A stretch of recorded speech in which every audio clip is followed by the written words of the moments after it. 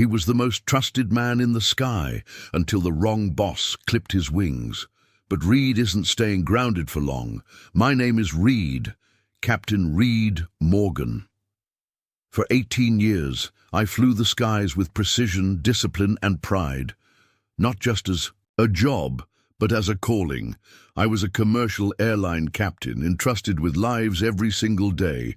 While passengers napped and sipped ginger ale, I stared down turbulence, rerouted around storms, and made sure every takeoff ended with a safe landing. They used to call me the calm in the cockpit. I trained younger pilots, held the line on safety, and kept crew morale up, even when the hours were long and the weather unforgiving. I've seen it all, from medical emergencies mid-flight to mechanical failures over open water. But nothing, and I mean nothing, prepared me for the storm that came when Brian Reeds took over the airline. That man never flew a plane a day in his life. He came in wearing a navy blue tailored suit, shine shoes, and a LinkedIn bio longer than my logbook. Called himself a transformational leader. Said he was here to modernize the airline, streamline operations, and redefine performance metrics. Translation: cut costs, trim fat, and treat decades of experience like outdated software. At first, I kept flying, head down, doing what I always did, ensuring everyone landed safely. I thought maybe this was just the usual corporate shakeup. But then things started changing fast. Maintenance checks got shortened. Turnaround times between flights got tighter. Rest periods shrank. He called it operational agility. I called it a ticking time bomb. I remember speaking up in one of the meetings, me and a few other captains with over a decade in the air. We raised concerns calmly, professionally. We talked about safety thresholds, fatigue limits, redundancies. Brian gave us that tight little smile of his, the kind where the lips move but the eyes stay dead, and said, "We appreciate your feedback, gentlemen, but this is the new direction of the company." And just like that, we were labeled resistant, rigid, outdated. Meanwhile, fresh-faced pilots right out of simulator training were getting applause for being flexible, for adapting to new workflows. I wasn't against the new generation. I mentored half of them, but I saw the writing on the wall. They didn't want experience. They wanted compliance. The divide grew. Cockpit conversations felt colder. Some of the younger crew members looked at me like I was a relic. Others, well, the ones who'd flown through real weather with me, they still had that look in their eyes, respect, but also fear, because they knew the culture was changing, and not for the better. Then came the day, no warning, no thank you, no handshake, just a beige room in HR with a woman who wouldn't even make eye contact. She slid a termination letter across the table like it was a receipt for coffee. "Your values no longer align with the company's direction," she said. That was it. 18 years of spotless service. 18 years of takeoffs, landings, night, flights, emergencies, missed birthdays, Christmases in the air, and that's how it ended. A cold form letter and an escort to the parking lot like I was some liability. I didn't say a word. I walked out with my shoulders squared and my logbook in hand. I stood outside the terminal where I used to brief my crews before every long haul. I watched a plane take off, a 737 I'd flown dozens of times, saw the tail vanish into the clouds, and for the first time in almost 2 decades I had no place to be, no flight plan, no call sign, no mission, just silence. But silence can be a dangerous thing, especially for someone who knows how to navigate storms. That night, I sat in my truck watching the crew shifts change. I saw some of my old co-pilots walking out, hunched, quiet. They didn't look proud, they looked nervous. One of them glanced over and saw me. He gave me a nod. It was subtle, but it said everything. They knew something was wrong. They felt it. And Brian, he thought he'd won, that he'd swept out the old guard and made way for his sleek, numbers-driven empire, but he made one mistake. He assumed pilots don't talk. He forgot that we're a fraternity, a brotherhood. We trust each other with lives. And when someone breaks that trust, whether it's a mechanical fault at 30,000 feet or a man in a suit playing God with human lives, we take note, and sometimes we push back. They thought I was done, but they forgot one thing. Pilots know how to land storms, and this one was just beginning.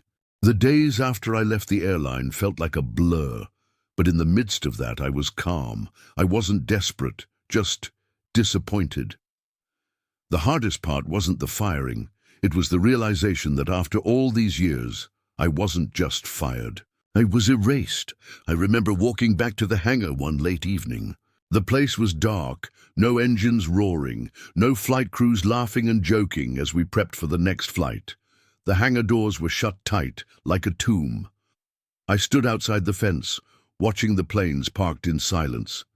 I could almost hear the engines hum from memory, the moments I'd shared with the crew, long nights flying through thunderstorms, sitting next to co-pilots as we calculated fuel load during turbulence, or emergency landings where it was just us and the sky doing what we were trained to do. But that was all gone now, just a ghost of what it used to be. No more camaraderie, no more takeoff checks and mission briefings. I had become a shadow in that world. They erased me. It didn't take long for the ripple effect to hit. My phone buzzed that night. A couple of texts, a few missed calls, people from the crew, old co-pilots, flight attendants, even mechanics. They were all reaching out, nervous. I didn't pick up the first few times, but the third call, it was from Jenna. She was a young, sharp-eyed co-pilot. She'd always been more cautious than the rest, had a gut for safety, the kind of gut that made you trust her when everything felt off. "Reed," she said in a tight voice, "I can't keep quiet anymore.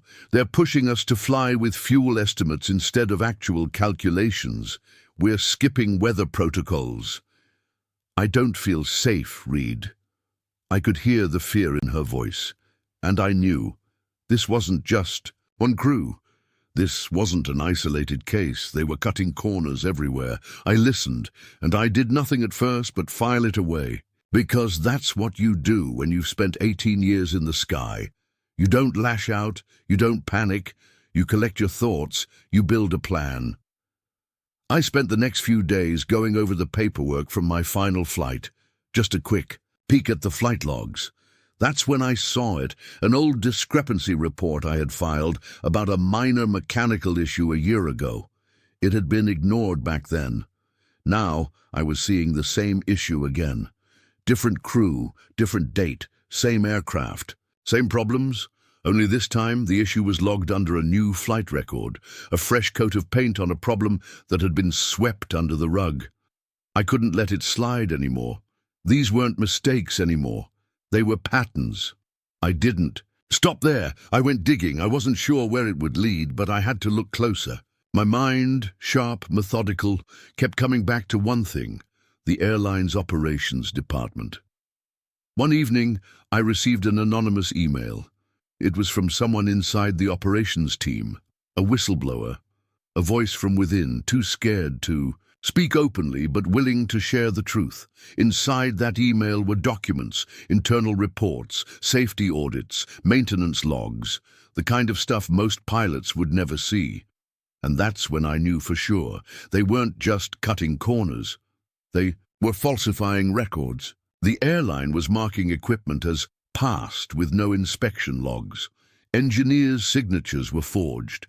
Documents that had once been the foundation of safe flights were now being manipulated to meet corporate targets. I had the proof. Cold, hard evidence. They didn't just fire me. They endangered lives to save fuel. I didn't waste any time. I started reaching out to people I trusted in the industry. Union leaders, aviation safety boards, journalists I had crossed paths with over the years. But I wasn't ready to go public. Not yet. I needed more. I needed a bigger picture, something that would shatter this illusion of a modernized airline and expose what they were doing. I knew there was more. One night I called an old friend, a retired FAA official who had been a mentor when I first started flying. He was in his 70s now, but still sharp as a tack. He had seen it all. "Reed," he warned, his voice low. You're right. This isn't just a company problem. It's a scandal waiting to explode. And once it goes public, they'll come for you. Be ready." I didn't fear the fallout. I feared the lives at risk because of this corporate greed. And I wasn't going to let them keep pushing pilots to compromise safety for profit. I found myself back by the airfield again. Late at night, the chill in the air was different now, colder somehow, as I stood at the fence once more. This time I wasn't just watching planes take off. I had something in my hands: documents, photos, flight records.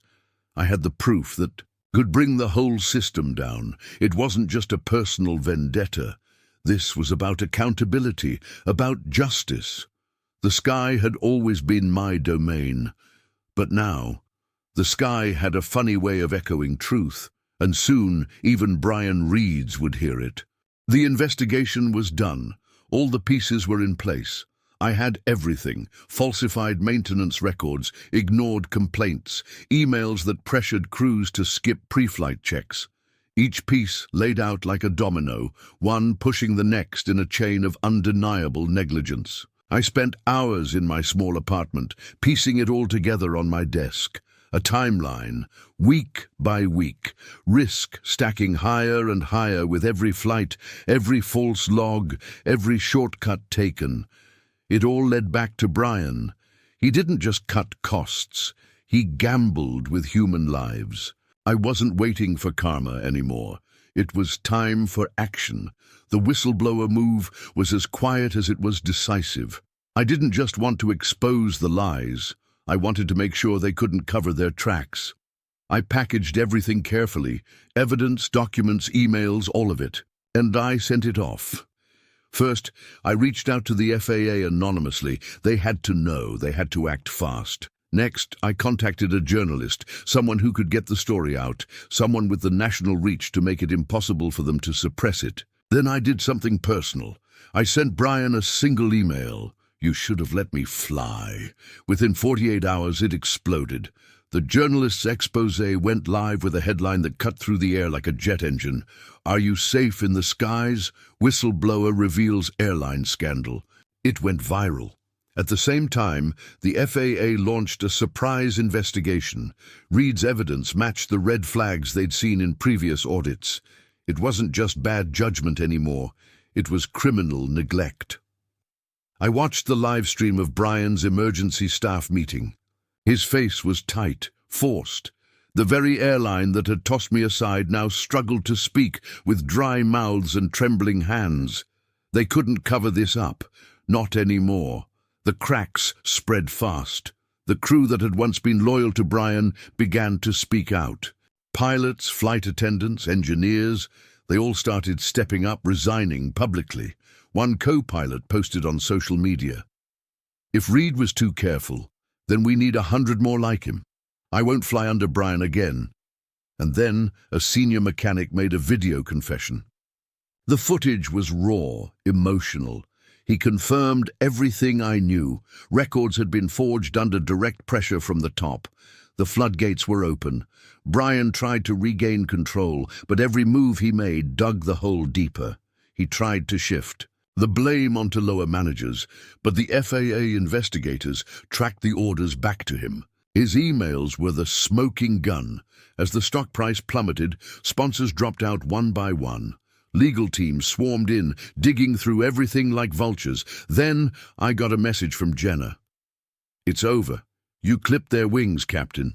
I didn't need to say anything. I'd let the truth speak for itself. I never spoke publicly about it, never posted a thing. You don't need a cockpit to steer justice. Sometimes you just need the black box and the truth. A few days later, 2 rival airlines contacted me. They didn't just want me as a pilot. They wanted me as their safety director. It was an offer I never imagined, an opportunity to rebuild what had been destroyed. But I wasn't interested in rebuilding for the sake of success.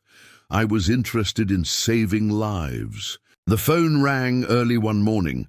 The number was unfamiliar, but I recognized the voice on the other end, the CEO of my former airline, the man who was above Brian. "We need to talk," he said, his tone grave. "Can you come in for a meeting?" Last line. He fired a pilot. What he got was a storm.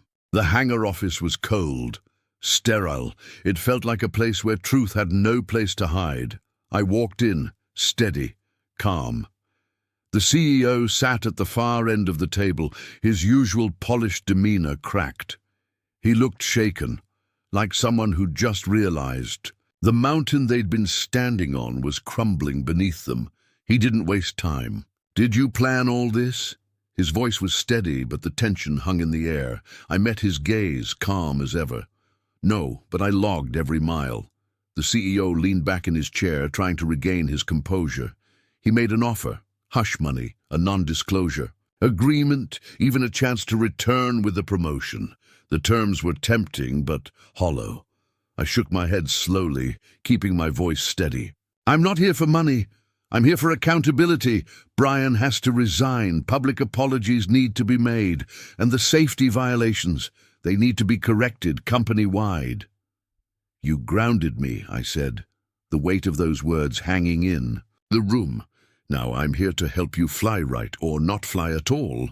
The CEO sat silent, his mind racing through the options, but the evidence was damning. There was no escaping it. Brian was finished, and within hours, under mounting pressure, Brian was forced to step down. His resignation was swift, but the fallout was brutal. The media jumped on it. Headlines blared across every major outlet. Airline executive steps down amid safety scandal. Whistleblower pilot sparks nationwide reform. Brian was a scapegoat now, a symbol of corporate negligence. But it was never about Brian for me. It was about the people he endangered. It was about making sure this would never happen again. Effects of Reed's revelations spread like shockwaves through the industry. The FAA rolled out new safety regulations, directly influenced by my findings. Airlines across the country started re-evaluating their own practices, checking and rechecking their protocols. No one wanted to end up like Brian's airline.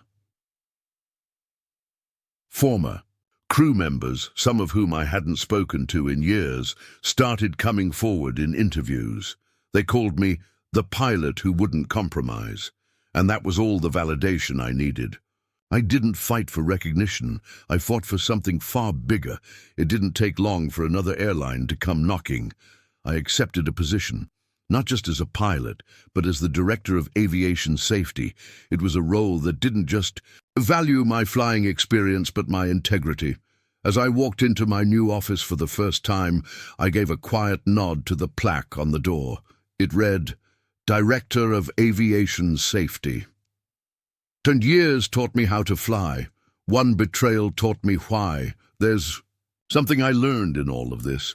The true flight plan isn't about smooth skies or perfect conditions. It's about purpose, and it's about having a damn good plan for when everything goes wrong. I'm not here for glory. I'm here because I believe in doing things the right way. Montage. Suggestion. A plane takes off at sunrise. Smooth, graceful.